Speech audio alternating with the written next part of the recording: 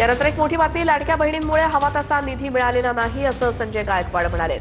तर सर्वांना योग्य तो निधी मिळतोय असं मनीषा कायंदे यांनी म्हटलं। उशीर होतो पण निधी मिळतोय असं मनीषा कायंदेंचं म्हणणं आहे।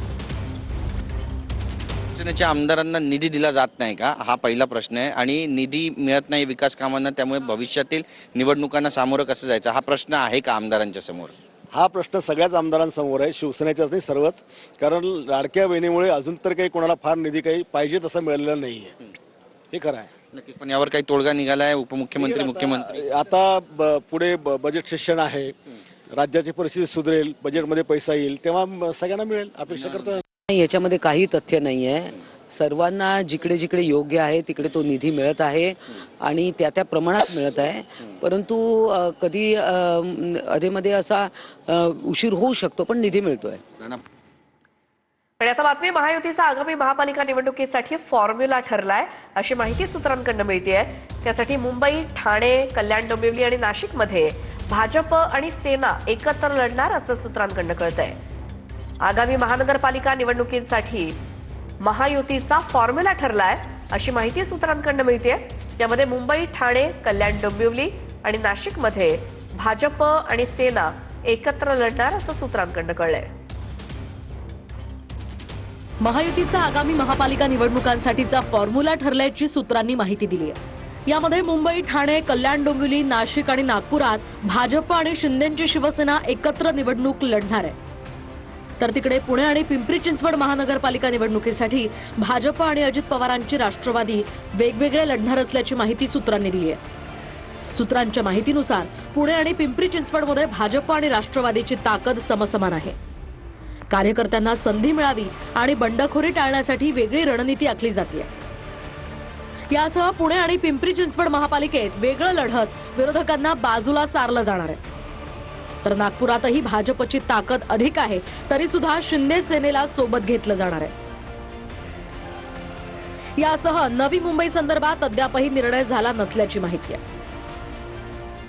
चांगली गोष्ट आहे, आम्ही तेच सांगत होतो पूर्वीपासून आणि हा फॉर्म्युला ठरला आपल्याकडून मला कळतंय। हे सगळीकडेच झालं पाहिजे, नुसतं महानगरपालिका नाही, त्यानंतर जिल्हा परिषदा पण आहेत। जे आम्ही सातत्याने सांगतोय की महायुतीमध्ये आपण लोकसभा लढलो, विधानसभा लढलो, तर सगळ्याच निवडणुका महायुतीमध्ये लढल्या गेल्या पाहिजे। माझ्यासारख्या कार्यकर्ता अतिशय आनंदी आहे किंवा समाधानी आहे जर हा निर्णय झाला असेल तर। की ही महायुती ठाण्यामध्ये होणार आहेत का, कल्याणमध्ये होणार आहेत का, डोंबिवलीमध्ये होणार आहे का, पुणे पिंपरी चिंचवडमध्ये होणार आहे का? म्हणजे फक्त मुंबईसाठी सत्ताचा वाटप आणि विशेषतः सत्ताकरणच्या नावाखाली अर्थकरण करण्यासाठी सर्व एकत्र येत आहेत। मात्र आपापल्या जिल्ह्यामध्ये आपापल्या विभागामध्ये वेगवेगळी भूमिका मांडत आहेत। त्यांनी जाहीर करावं की नागपूरमध्ये पण महानगरपालिका महायुती म्हणून लढणार आहेत। आणखी एक महत्त्वाची बातमी ती म्हणजे उद्धव ठाकरे यांची दुपारी 4 वाजता पत्रकार परिषद होणार आहे। नागपूर विधिमंडळ पक्ष कार्यालयामध्ये उद्धव ठाकरेंची ही पत्रकार परिषद आयोजित करण्यात आली आहे। विधिमंडळाच्या कामकाजात सहभागी होण्यासाठी उद्धव ठाकरे आज नागपुरात आहेत। आज आणि उद्या ते नागपुरात असणार आहेत आणि याच दरम्यान उद्धव ठाकरेंची दुपारी 4 वाजता आज पत्रकार परिषद होणार आहे।